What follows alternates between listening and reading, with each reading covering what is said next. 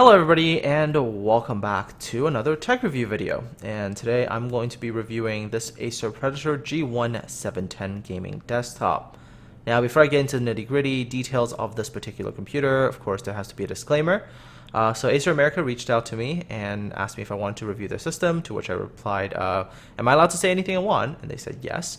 And of course, at the end of all this, even though they have offered, for me to, I guess, keep something as long as I run a couple of pre-roll ads or whatnot, I've declined and I will be sending all of this back. So anything I say will be totally and completely my opinion on their system.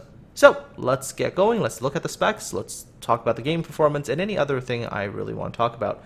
So this Acer Predator G1-710 comes with a 6th Gen Core i7-6700. This is not the K processor, so it's not overclockable. It's 3.4 GHz stock, and it can turbo up to 4.2 GHz.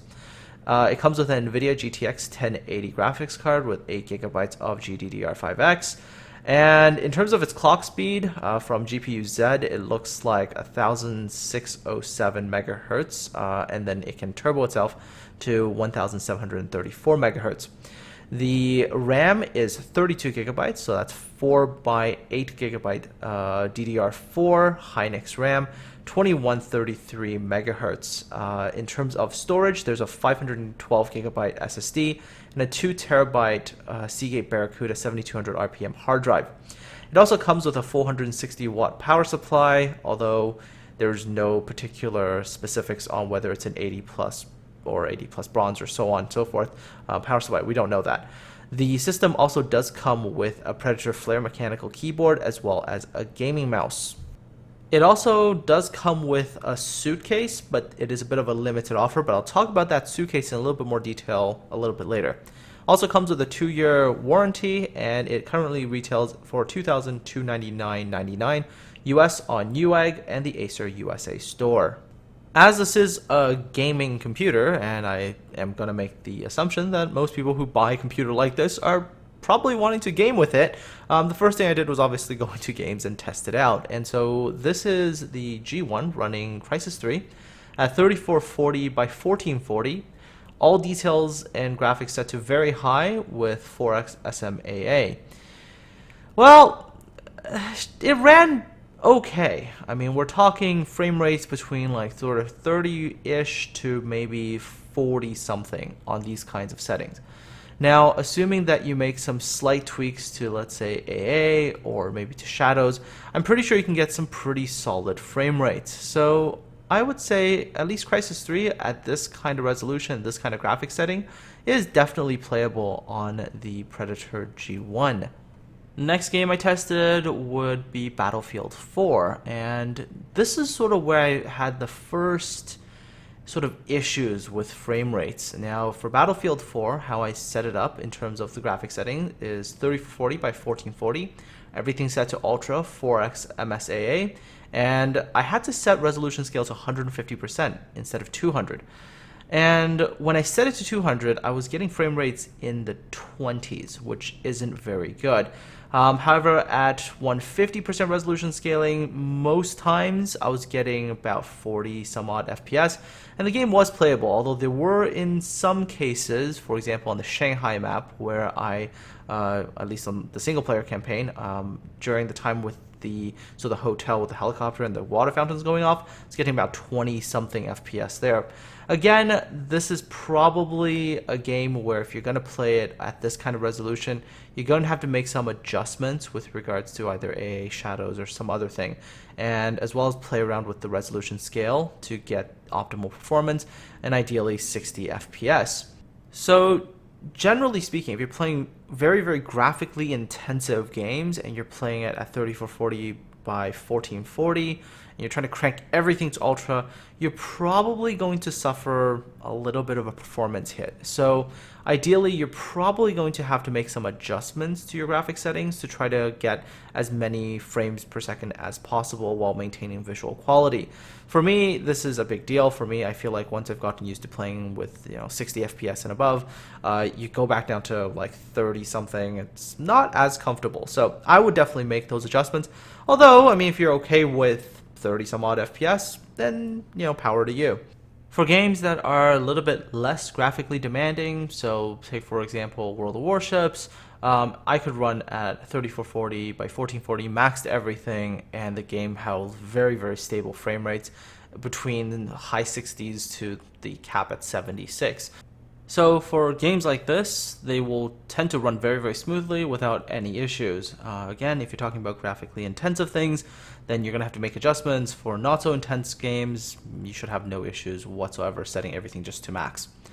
If you're still running a 1080p monitor, which I am still running, and you play a game on that, you will see absolutely no problems on any game. You can just crank everything to max and the game should run beautifully. I do have to make a tiny little apology here. For the World of Warships footage, you'll see a little bit of those lines. That's not the monitor or the computer. It is simply my camera picking up a little bit of moire, as they call it. I also did a quick benchmark on Heaven's Benchmark 4.0, and I did it at 1080p with 8x AA and everything else at the highest possible settings. And Heaven's Benchmark was a little bit on the weird side for me. And the reason why is because when I did it on full screen, the final benchmark results was quite a bit lower than I expected it to be. However, a strange thing happened when I tried the exact same test, but this time made a slight adjustment in terms of windowed mode versus full screen. The minute I set it to windowed mode, the score jumped up, not by a little bit, by a couple hundred points, which is quite substantial.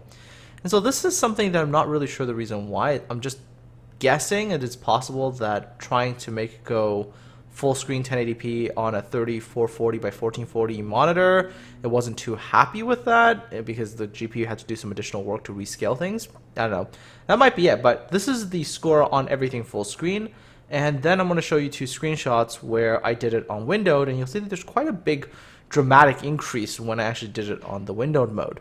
And here are those windowed mode results, and you'll see that it's, well, a couple hundred points higher on windowed mode versus full screen. So there's a bit of a disparity there, and like I said, I wasn't really sure what was causing it, but every time I did it on full screen, it was pretty consistent, close to that score that you saw earlier, and if I did it on windowed, it's pretty close to this one.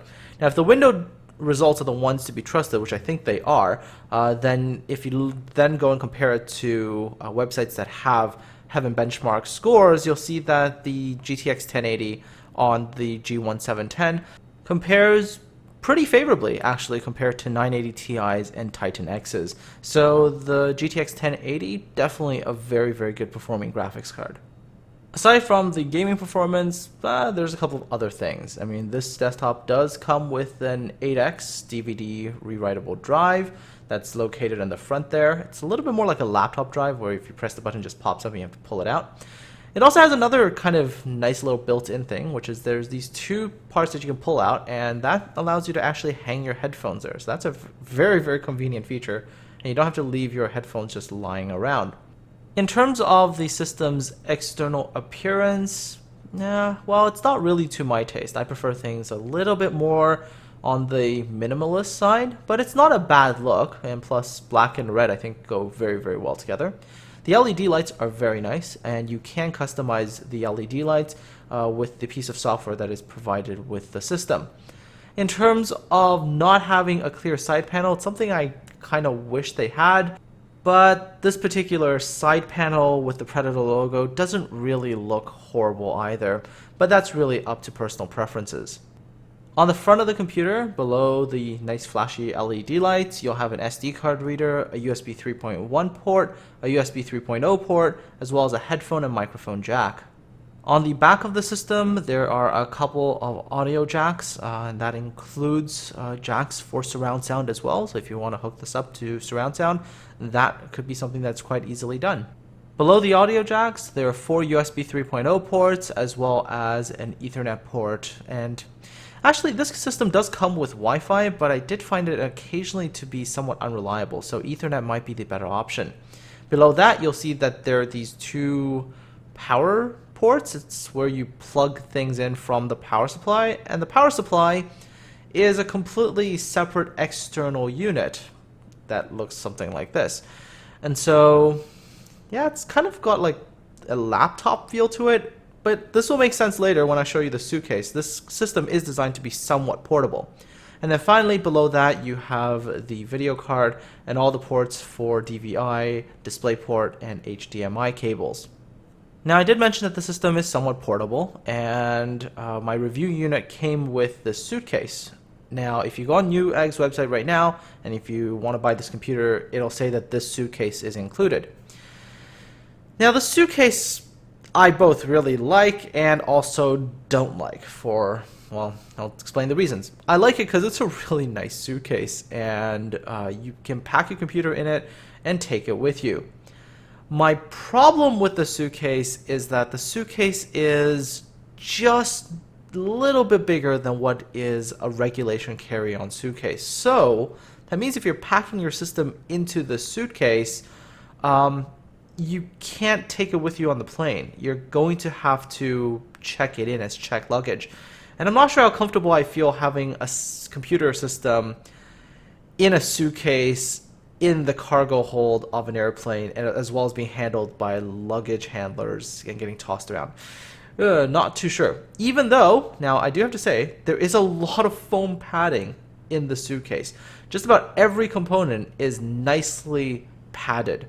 You can put your desktop in one half and all the accessories in the other, and this system will be rather protected. But again, like I mentioned, I'm not too confident of luggage handlers, so there's a bit of me that cringes a little bit when I imagine luggage handlers handling suitcases and tossing it onto luggage conveyor belts and stuff with a computer in it. Just a little bit uncertain about that. However, if you're driving, then this should be okay.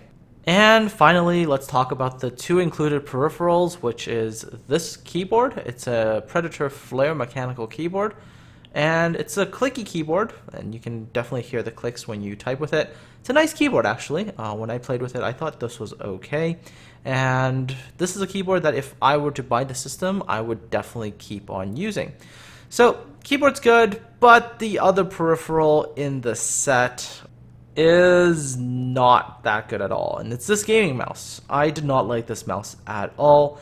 It was just way too light, and compared to other mice I've used in the past, like Razer Death Adders or like Logitech G500s or SteelSeries Rival 300, that's the current mouse I'm using, they're all much nicer in terms of weight, and they feel a lot more controllable.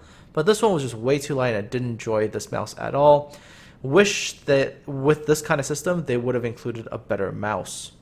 Right before I get to the final verdict, there is probably one other question I have to answer, which is, this is a rather small system, so how does it do when it comes to heat and noise? Well, when I got to play around with it, the computer remained pretty darn cool. The cooling seems to have done a pretty good job. You can also have manual control over the fans. However, if you turn the fans up, it does actually get quite noisy. However, if you leave the fans to auto, I didn't actually hear it at all. In fact, it's quieter than my other system. So, on to the final verdict. And if I had to give a score out of 10 for this particular system, I think I'd give it a 9 out of 10. In terms of performance, 10 out of 10. But the 1-point deduction, I've got to take a point away for that not so great mouse that they included, as well as this suitcase thing. I'm still not convinced that this thing would survive a trip through an airport in checked luggage. Aside from all that, folks, this was a fun system to review. Hope you enjoyed this particular review. Take care, have a good one, and I'll talk to all of you again soon.